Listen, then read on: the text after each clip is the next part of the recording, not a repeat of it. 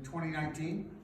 I moved to flight school in a corporation from Colorado to Wyoming, and been here 3 years. That's a little over 3 years now. And the thing about the schools today that bothers me the most is that they are not preparing children for life. I've hired flight instructors that are 2-year college graduates, can't spell, can't do a simple math problem. How can they teach, when you should start descending your airplane down to the airport if they can't do the math themselves? If they can't write a coherent sentence, I'll ask them, okay, well, write me a report about what happened. You can't read it. It doesn't make any sense.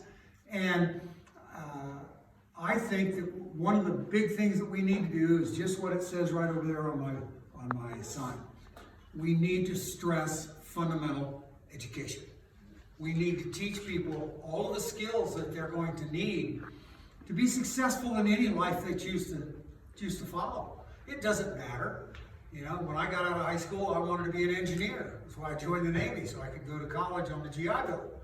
I've never seen the inside of an engineering classroom, much less gotten a job as an engineer, because I went an entirely different direction.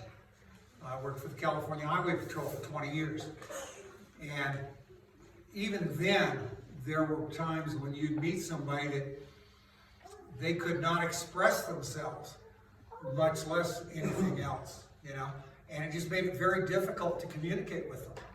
And so, we need to get back to fundamental education. That's just all there is to it. Now, along with that comes these things such as books in the library that I wouldn't even think about letting my children read until, when they get to be 18, 19 years old, they go to college, all kinds of time to get themselves immersed in that kind of nonsense, if they want.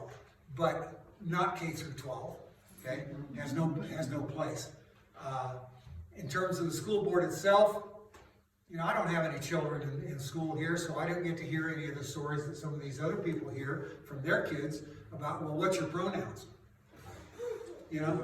Who cares? I've got a little picture on, I forget if it's on my Facebook or one of the other social media things, but it's got a picture of a C-17 cargo plane and then one of my little trainers sitting in front of it. And the caption says, "Pronouns do not trump education." And this is why. Because, I hear all about kids that wind up at college that they have to take a year of remedial classes so that they can do college level work. When I went to school, I did extra math and science classes my junior and senior year so that I could be ready to go to college and be an engineer.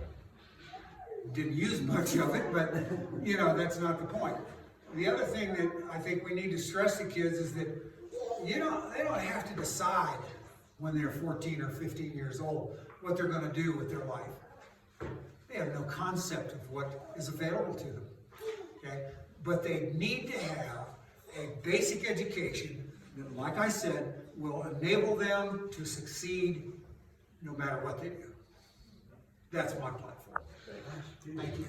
Oh, and by the way, I have a webpage, Elliott with 2 L's and 2 T's, Arthur @.org, or at just .org, and then I've got a Facebook page, and that one's really lengthy, Elliott Arthur for Albany County School Board. That's a bit long.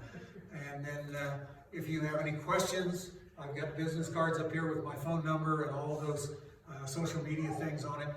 Feel free to take one. If you have a question, give me a call. Okay? Thank you.